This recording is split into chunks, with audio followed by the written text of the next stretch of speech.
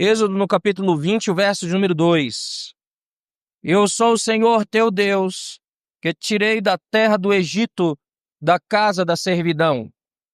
Considere, irmão, irmã, o relacionamento que você tem que é mais importante para você.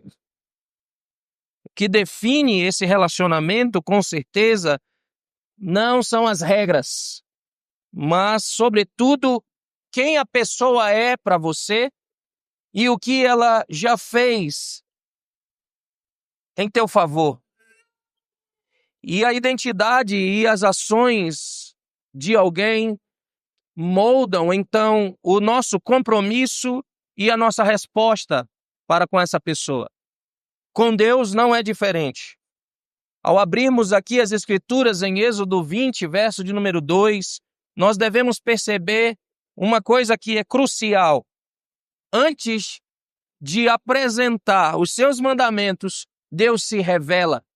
Ele faz questão de dizer quem ele é e o que ele já realizou de maneira concreta em favor do seu povo. Essa autorrevelação divina, irmãos, não é uma mera introdução, um mero prefácio. Na verdade, é o fundamento, é a base sólida para a qual todo relacionamento com ele é construído. É como se ele estivesse nos dizendo: antes de vos mostrar o caminho que vocês devem seguir, vocês devem compreender quem eu sou para vocês e a grandiosidade do que eu já fiz para vocês. Portanto, nosso objetivo hoje é justamente esse, é compreender como esta autorrevelação que Deus faz de si mesmo, a sua identidade única e os seus poderosos atos de salvação, como isso estabelece de forma clara e de forma lógica o porquê e a maneira como nós devemos responder a Ele com as nossas vidas. E nós veremos que a nossa resposta a Deus, então, é uma consequência direta e piedosa de compreender quem Ele é e o que Ele já fez por nós. Para entendermos o peso e a relevância da maneira como Deus inicia sua fala aqui, é necessário nos transportar brevemente para o cenário daquele momento. Considere o seguinte: um povo, milhões de vidas, à beira de uma nova experiência, à beira de uma nova existência, por assim dizer. Por gerações, a única realidade que eles conheceram foi a opressão no Egito, a escravidão, o trabalho forçado, a humilhação, a desesperança da escravidão eram parte do cotidiano deste povo. Mas agora, por intervenção divina, eles estão livres. Contudo, essa liberdade é muito recente, é quase palpável na sua novidade e talvez na sua fragilidade percebida. E aqui, acampados no vasto deserto, um lugar de transição, eles então estão suspensos entre o passado de sofrimento deixado para trás e um futuro de promessas ainda velado, desconhecido para muitos e para alguns incerto. É precisamente nesse contexto de vulnerabilidade no meio do deserto, aos pés do Monte Sinai, que Deus escolhe se dirigir a esse povo de maneira significativa. Prestai atenção a isto, porque isso é vital para o nosso entendimento. Antes de entregar qualquer código de leis, antes de detalhar os preceitos que norteariam aquela nação, Deus, então, o Criador, proclama a sua identidade, quem Ele é, e Ele proclama também o seu relacionamento com eles. E note o que Ele faz. Não como um soberano distante e impessoal, mas como um libertador pessoal, como um Deus relacional, um Deus poderoso que já havia agido em favor deles na história. As primeiras palavras que ressoam aqui, que nós lemos é: eu sou o Senhor teu Deus que te tirei da terra do Egito, da casa da servidão. Esta afirmação, irmãos, é a introdução que ilumina todos os outros mandamentos. Então, considerando a forma marcante como Deus está se apresentando aqui, antes de qualquer lei, a verdade central que nos guiará nessa exposição pode ser resumida na seguinte afirmação: Deus se revela e Ele espera que nós respondamos a Ele de maneira obediente. Ou de outra forma, Deus se revela esperando a nossa resposta obediente. E para compreendermos a responsabilidade que nós temos aqui de atender a essa expectativa divina e como ela se manifesta, examinaremos 3 verdades essenciais que fluem diretamente da autorrevelação de Deus. Primeiro, nós vamos considerar a soberania de Deus, que ao ser reconhecida nos chama a uma submissão reverente. Em seguida, nós veremos a graça de Deus, que ao ser compreendida, nos leva naturalmente a uma obediência que é regada pela gratidão. E em terceiro lugar, nós analisaremos como a redenção de Deus nos capacita e nos chama a uma nova vida de obediência na liberdade que Ele conquistou para nós. Muito bem, irmãos, então avancemos para o nosso primeiro argumento aqui, que brota diretamente das primeiras palavras de Deus em sua autorrevelação, que é: a soberania divina exige-nos submissão reverente. Olhe para o texto novamente e o texto começa a dizer: eu sou o Senhor teu Deus. Aqui há muita coisa que em um único sermão nós não temos como tratar, mas quando nós nos detemos a essa primeira afirmação, especificamente eu sou o Senhor, a palavra Senhor aqui, como está nas nossas traduções em letras maiúsculas, traduz o nome hebraico, ou conhecido como tetragrama, que nós podemos geralmente pronunciar como Javé, como Jeová ou como Iavé. Este não é um título comum, como Senhor em letra minúscula ou apenas com um S maiúsculo, no sentido de chefe ou proprietário, ou um líder. É o nome pessoal e o nome sagrado pelo qual Deus se revelou ao seu povo, Iavé, Javé ou Jeová. E este nome carrega a verdade da sua autoexistência. Quando ele se revelou com esse nome, ele diz: eu sou o que sou. A sua autoexistência é suficiente, ele é autossuficiente em si mesmo. Aquele que por si, sem depender de nada, de ninguém, pode existir, tem a vida em si mesmo. Ele é eterno, ele é imutável, ele é o princípio, ele é o fim de todas as coisas. E este nome, Senhor, aponta diretamente para a soberania de Deus, que significa que Deus é o Rei Supremo e o Rei Absoluto. Ele possui autoridade, poder e controle sobre todo o universo, desde a maior galáxia até o menor fio de cabelo que está em nossas cabeças. Nada acontece sem a sua permissão, sem o seu decreto, sem a sua vontade. Ele é o governante supremo de tudo e de todos. Só esta declaração está nos dizendo exatamente isso. Agora reflitam comigo. Se Deus se apresenta a nós primeiramente como este Senhor soberano, o Criador de tudo que existe, o dono de cada átomo, aquele que sustenta os céus, a terra com a palavra do seu poder, qual deveria ser então a nossa resposta mais natural diante desse ser? Quando nos deparamos ainda que de forma limitada com alguém de majestade e poder infinitos, a resposta que deveria brotar num coração que compreende isso é uma reverência profunda, aquilo que a Bíblia chama de temor do Senhor. Eu esclareço esse temor, não é pavor, mas é uma reverência profunda, uma admiração que nos atrai para Ele. Dessa reverência flui, então, naturalmente a submissão, a obediência. Se Ele verdadeiramente é o Rei soberano, o governador sábio de todo o universo, submeter-se, então, à sua vontade, alinhar os nossos planos aos seus propósitos, não é apenas o mais correto a fazer, não é apenas o certo a fazer, mas é o caminho mais seguro.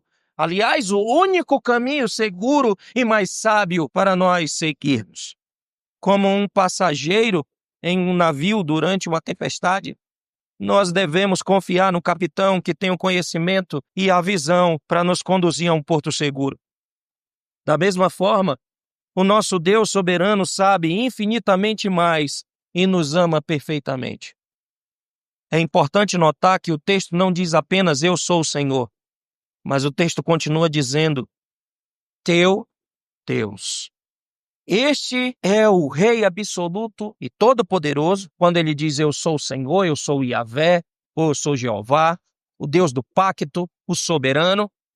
Ele é isto Mas veja, ele não é apenas isso, ele escolhe em sua graça ser o nosso Deus, o teu Deus. Ele se inclina para nós, ele entra em aliança conosco e se relaciona conosco de uma maneira pessoal e de uma maneira íntima. Note que não é o vosso Deus, mas o teu Deus, é uma maneira particular e pessoal. Ele está se revelando. Essa verdade nos chama, então, a uma submissão confiável a Ele. Não como um déspota indiferente, mas como aquele que tem compromisso para conosco. Portanto, reconhecer a soberania de Deus deve nos encher de uma paz indescritível, irmãos. Se Ele, o Senhor, está verdadeiramente no controle de todas as coisas, então nós não precisamos viver com uma ansiedade por aquilo que vai acontecer ou não vai acontecer. Com medo do futuro, podemos descansar na certeza de que os seus planos são bons, são perfeitos, mesmo quando nós não compreendemos completamente aquilo que Ele está fazendo. Nós podemos nos apegar à sua vontade e nós podemos descansar na sua vontade. Essa reverência também nos serve como freio para o pecado, porque o desejo de honrá-lo deve nos motivar a viver de uma maneira que agrada a Ele. A expressão máxima dessa soberania e o modelo perfeito de submissão, é claro, nós vemos em Jesus Cristo, que demonstrou a sua soberania sobre a natureza, sobre as doenças, sobre os demônios e até sobre a morte. Contudo, ele viveu em perfeita submissão à vontade do Pai, como nós vemos em Filipenses capítulo 2. E agora, irmãos, por meio de Jesus Cristo, nós podemos nos aproximar de Deus, não com medo, não com o medo que nos congela, que nos paralisa, ou nos faz querer fugir da presença de Deus, como Adão fez, mas com confiança, como filhos amados. Submeter-se à soberania de Deus não é perder a liberdade, mas encontrar a verdadeira e perfeita liberdade sob o governo daquele que nos criou, nos conhece perfeitamente e nos ama com amor eterno. A primeira coisa que nós devemos aprender, então, a partir desse prefácio, é que esta soberania de Deus exige de nós uma reverência. A segunda coisa que nós precisamos olhar nesse texto é que a graça divina nos chama a obedecer por gratidão. Pensemos agora, queridos irmãos, nesse segundo argumento que revela uma dimensão igualmente sublime do caráter de Deus e a razão pela qual nós somos chamados a responder a ele. A graça transbordante de Deus, quando compreendida, nos conduz naturalmente a uma obediência motivada pela gratidão. Note o que ainda diz o texto de Êxodo 20, verso de número 2, nessa autorrevelação de Deus. Ele não apenas se identifica como Senhor soberano, mas ele fundamentalmente se identifica como aquele que te tirei da terra do Egito, da casa da servidão. Essas palavras, elas são mais do que uma simples menção a um evento histórico, a algo que ocorreu em algum momento atrás. Para o povo de Israel, a terra do Egito, a casa da servidão, personificava então a opressão, o sofrimento contínuo, diário, a ausência de liberdade, a ausência de dignidade. Era um lugar onde os seus corpos, o seu espírito era esmagado pelo sofrimento, pela escravidão. Deus declara, então, fui eu quem te tirei de lá. E há uma ênfase aqui, note, ele não está dizendo eu te ajudei a sair de lá.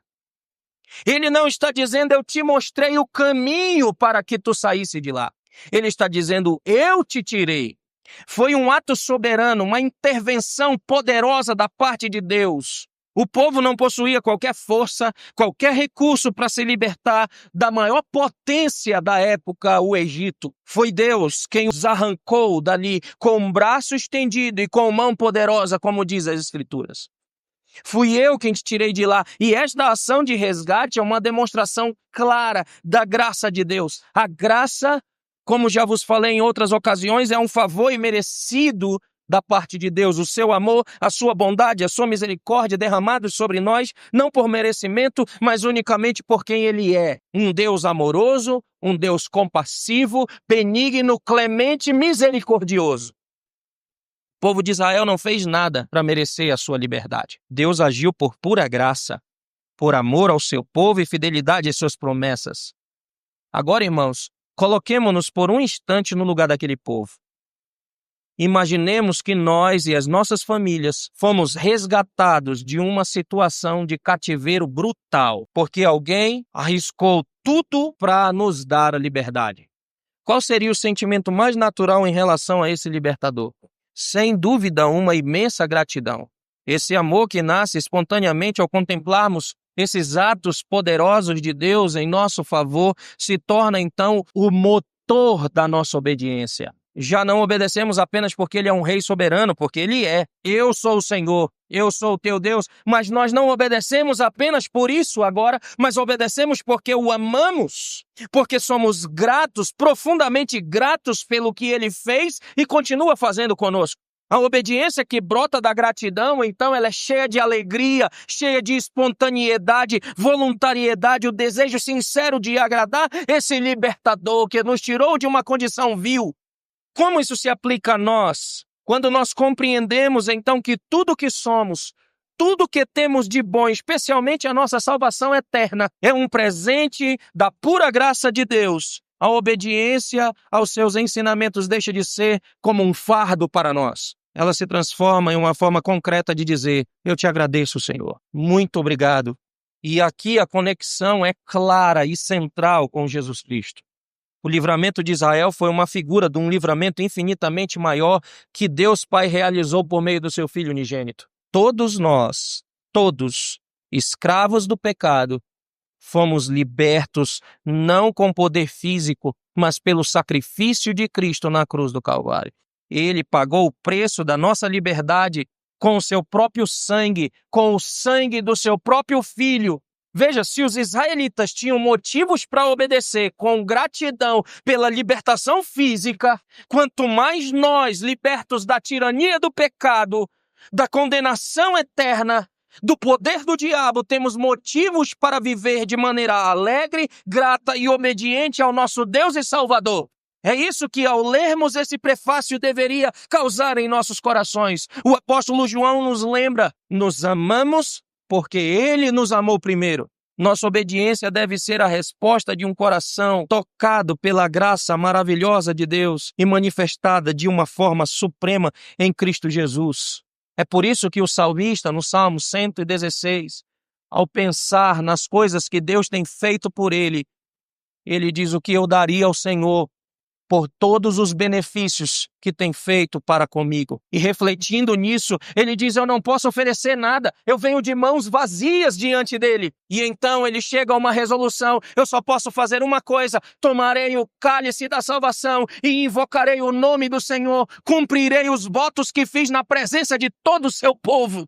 Eu só posso fazer aquilo que Ele me ordenou a fazer, aquilo que eu prometi fazer, tomar o cálice da salvação. É a gratidão que impulsiona os nossos corações a vivermos para a glória daquele que nos amou primeiro. Se não for assim, nós seremos como o povo de Israel, ingratos, murmuradores com aquilo que nos falta e esqueceremos do Senhor quando estivermos em abundância. Foi o alerta, ou um dos alertas mais recorrentes que Deus dá ao povo de Israel. Guarda-te de quando tu tiveres na terra te esquecer de quem te colocou lá.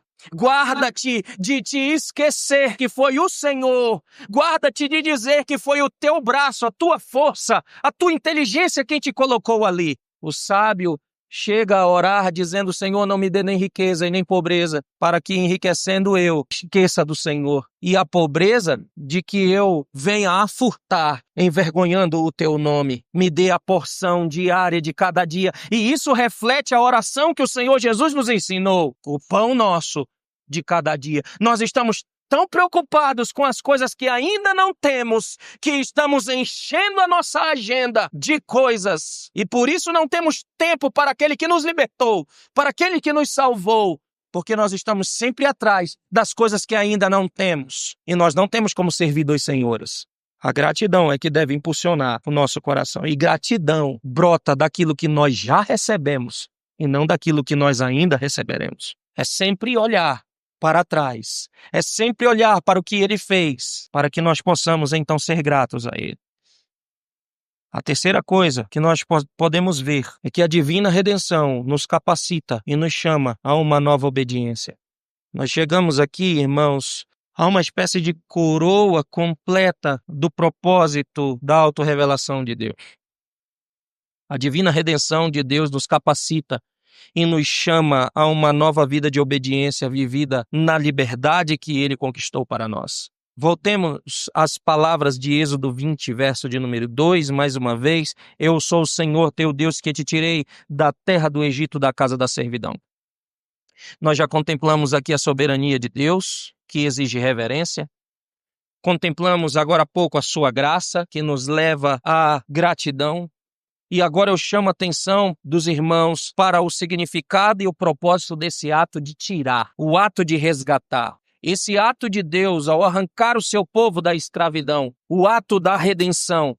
Redenção significa resgatar alguém do cativeiro, da escravidão, opressão ou dúvida, geralmente de duas formas.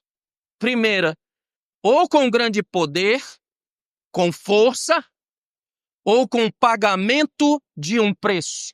Ou é com força, pelo poder, ou pelo pagamento de um preço. Deus usou seu poder para redimir Israel da escravidão e da opressão do Egito. Deus realizou este milagre de redenção, libertando-os daquilo que ele mesmo chama aqui de casa da servidão. Mas com que propósito ele fez isso?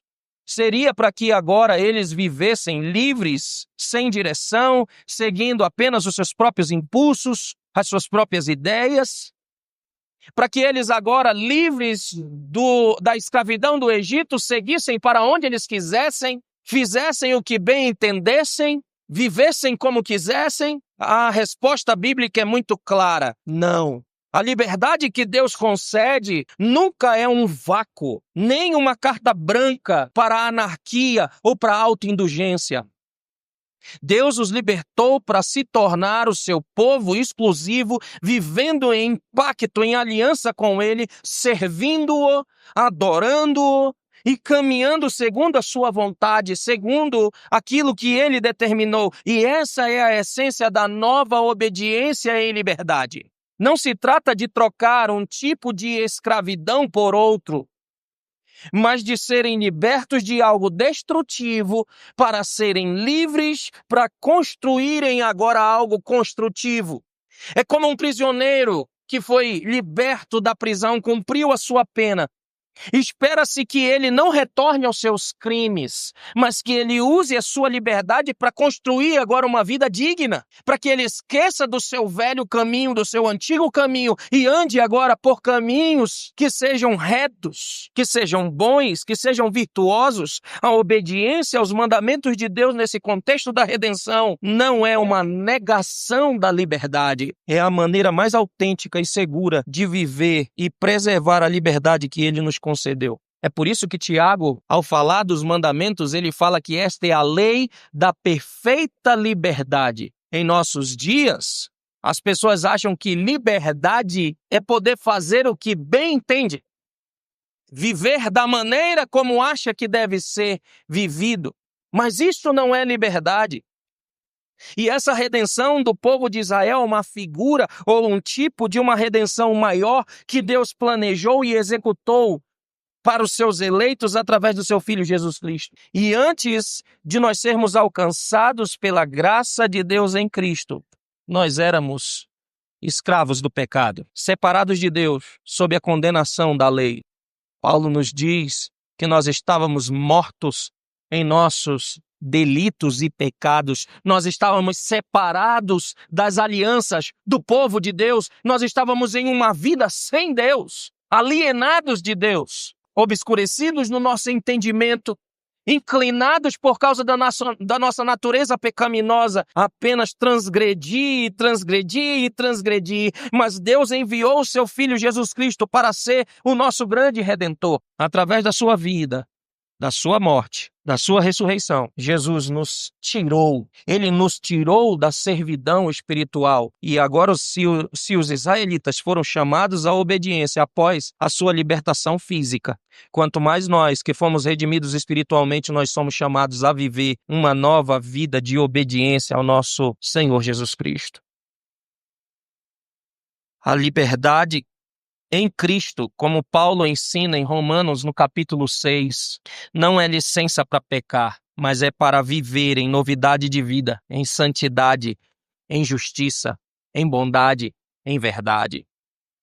Santidade significa viver de uma forma consagrada a Deus, separada por Deus, refletindo então o seu caráter santo em cada coisa que nós fazemos, se falamos, se pensamos. Essa obediência cristã não é fruto das nossas obras ou das nossas conquistas, das nossas forças limitadas, mas é o Espírito Santo que opera em nós. E isto também é um privilégio. É a resposta natural de alguém transformado de escravo do pecado a filho amado de Deus. Viver em obediência, então, irmãos, aos ensinamentos de Deus, de Jesus Cristo, é o caminho para nós desfrutarmos a perfeita liberdade que Ele conquistou para nós na cruz e para vivermos uma vida que glorifica a Deus. E, novamente, as três coisas se unem. Quando Ele diz, eu sou o Senhor teu Deus, que te tirei da terra do Egito, da casa da servidão. Nós olhamos então para esse Deus soberano, que poderia não entrar em aliança conosco, poderia se manter sozinho, acima de tudo e de todos, como ainda se mantém, mas resolveu baixar até a nossa situação. E ele diz, eu não sou apenas o Senhor soberano, o Criador de tudo, eu sou o teu Deus, eu tenho um relacionamento contigo. E o resumo de toda a aliança que Deus fez conosco é exatamente isso. Ele nos escolheu como seu povo para sermos o seu povo e ele ser o nosso Deus. E ele fala isso exatamente num contexto onde ele operou em nosso favor. Te tirei da casa da servidão. O Senhor Jesus Cristo na cruz, como diz Colossenses, ele expôs principados, potestades, ele riscou o escrito de dívida que estava contra nós. É nesse contexto que os 10 mandamentos são dados. Eles nunca devem ser divorciados, separados ou fragmentados do seu prefácio. Quando você ensinar aos teus filhos ou à próxima geração os mandamentos do Senhor, nunca dissocie do prefácio. Porque o Senhor só diz para nós não termos outro Deus além dele, porque antes ele diz, eu sou o Criador e o Redentor. Eu te tirei da terra do Egito, da casa da servidão. Eu te livrei da escravidão do pecado. E porque eu fiz isso, a sua resposta deve ser em obediência e gratidão a mim. E então essa resposta, como deve ser, é exatamente o que ele passa a nos dizer. Não tenha outro Deus. Não faz para ti imagem de escultura. Não tome o meu nome em vão. Guarda o dia do descanso. Honra teu pai e tua mãe. Não assassina. Não adulteres. Não furta. Não diga mentiras e não cobice. Quando nós olhamos para isso, irmãos, a este breve prefácio, eu espero que seja o início de uma resposta mais profunda e consciente que nós damos ao Senhor. Por que você está aqui? Por que você teve o trabalho hoje de acordar um pouco mais cedo? Ou por que você deve ter o trabalho de acordar um pouco mais cedo? Por que você deve ter o trabalho de te preparar para estar aqui? Porque Ele não é apenas o Senhor, meu Deus, mas porque em gratidão agora eu o amo por aquilo que Ele fez. E agora isso me impulsiona a fazer essas coisas. Porque então eu tiro um tempo para estar diante da sua presença, porque eu quero me relacionar com esse Deus que fez algo tão grande por mim. Mas enquanto isso não estiver assentado em seu coração, no seu entendimento, todos os seus mandamentos serão fardo. Tudo o que você tem que fazer para Deus, ou o que você deve fazer para Ele, que Ele exigiu de você, será um fardo. Não será uma alegria, não será uma satisfação, será um fardo. Nós ouvimos acerca das palavras iniciais com as quais Deus se apresenta a nós. Eu sou o Senhor, teu Deus, que te tirei da terra do Egito, da casa da servidão. E nós percebemos que esta não é uma simples introdução, mas é o alicerce de tudo o que virá depois. E olhamos então para a soberania de Deus, quando Ele se revela como Senhor, o Deus autoexistente, o Criador, o governador de tudo, e Ele nos chama a uma submissão reverente, a um reconhecimento humilde de quem Ele é e de quem nós somos diante dele. A nossa única resposta lógica e sábia a essa soberania é o temor respeitoso e a obediência confiável. Não é à toa que a Escritura começa a dizer em Provérbios: o princípio da sabedoria é o temor do Senhor. Em primeiro lugar, saber que antes dele me libertar, mesmo que ele não houvesse feito nada a meu respeito, ele é o Senhor. Mesmo que Deus não tivesse feito nada, Ele é aquele que criou todas as coisas e a Ele eu devo reverência e submissão. Mas em seguida nós vemos isso. A graça de Deus expressa nas suas palavras: eu te tirei da terra do Egito, da casa da servidão. E aqui Ele demonstra os seus atos poderosos de libertação, culminando na sua obra redentora expressada na cruz, em Cristo Jesus, o nosso Senhor, que gera em nós, ou deveria gerar, uma profunda gratidão. Essa gratidão se torna uma mola propulsora da nossa obediência, que brota de um coração cheio de amor por aquele que nos amou primeiro. E por fim nós vimos então a redenção de Deus, que não só nos liberta, mas nos capacita e nos chama a uma nova vida de obediência. Nós fomos redimidos não para vivermos ao acaso, não para vivermos de qualquer maneira, de uma maneira desregrada, mas para vivermos para Ele em liberdade, servindo-o alegremente e conformando-nos à sua vontade santa, perfeita e agradável. Diante dessas verdades fundamentais, irmãos, a pergunta para cada um de nós hoje ou as perguntas que surgem são: como nós temos respondido a esse Deus que se revela de uma maneira tão completa e convincente? Como nós temos servido a Deus? Como você tem apresentado o seu serviço a Ele? Temos vivido sob a luz da sua soberania, submetendo todas as áreas da nossa vida ao seu senhorio? Ou temos submetido apenas áreas que nos convêm? A nossa obediência tem sido uma expressão vibrante, alegre, contente da gratidão ou de gratidão por sua graça, ou apenas cumprimentos de deveres? O nosso coração tende a nos enganar com coisas para nos desviar daquilo que Deus estabeleceu para nós, para tornar os seus mandamentos pesarosos para nós, quando é uma liberdade que Ele nos deu. Porque foi isso que o diabo fez com Adão e Eva, fez com que eles olhassem para Deus como um Senhor tirano e mau. Veja, Deus não quer que você coma daquela árvore, sabe por quê? Porque Ele é egoísta. Porque Ele não quer que você seja como Ele. Porque no dia que você comer, você vai se tornar igual a Ele. E Ele não quer isso. E nós ouvimos vozes e vozes e vozes. E a única voz que nós não escutamos é a voz do Senhor. Nós precisamos escutar a voz do Senhor, irmãos, em meio às nossas trevas, em meio às nossas dúvidas, em meio à voz que brota no nosso coração, na nossa mente. Nós devemos escutar a voz do Senhor que brota em meio ao caos, dizendo: haja luz onde há trevas. E foi nesse cenário que eu sento à beira da cama e digo: tenha misericórdia deste pobre pecador e me ajuda a vencer aquilo que eu não consigo vencer. Me ajuda a ter prazer no que eu não quero ter. Me ajuda a esquecer o Egito e olhar para Canaã que o Senhor prometeu me dar. Me ajuda a estar aqui não porque é um checklist ou uma obrigação. Me ajuda a estar aqui não porque é algo que eu já me acostumei a fazer. Me ajuda a estar aqui de maneira consciente daquilo que o Senhor fez por nós e daquilo que o Senhor é, para que esse culto não seja dissociado do meu interior, para que eu não seja acusado de estar oferecendo a Ti louvores só de lábio e não de coração. Porque é inútil, é em vão. O povo de Israel já fazia isso, irmãos. E os profetas diziam: quem dera alguém fechasse a porta do templo para que vocês não entrassem. Quem vos chamou à minha presença? Porque do jeito que vocês estão, eu não quero nada de vocês. Antes do Senhor dizer para você fazer isso ou aquilo, Ele está dizendo quem Ele é e o que Ele fez por você. Antes de você obedecer qualquer coisa que o Senhor exigiu de ti, pense nisso, quem Ele é e o que Ele já fez por ti. Porque esse é o fundamento. É isso que nós devemos ter na nossa mente para poder obedecer os mandamentos de Deus de maneira alegre, de maneira que isso não é um fardo.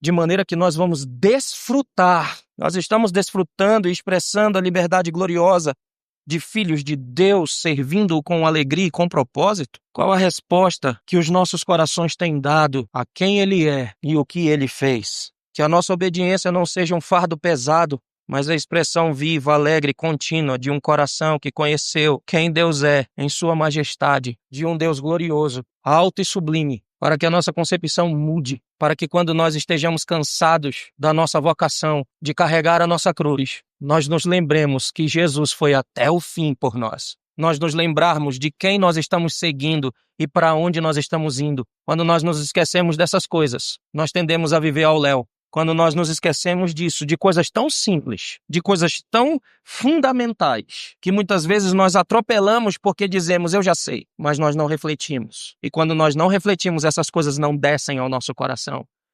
E elas não permanecem na nossa mente. E elas não causam em nós obras de gratidão, de obediência. Que a nossa obediência não seja um fardo, irmãos, mas uma expressão viva, alegre e contínua de um coração que conhece quem é o seu Deus e do que Ele tem feito por nós. Que a nossa mente se incline em submissão à sua verdade que já foi revelada para nós. Que os nossos corações transbordem de amor, de gratidão por sua graça. Que a nossa vontade, fortalecida pelo Espírito Santo, se alinhe aos propósitos eternos de Deus para que a nossa existência na terra, enquanto aqui estivermos, seja um testemunho da glória de Deus, do amor de Deus e do poder transformador dele em nós.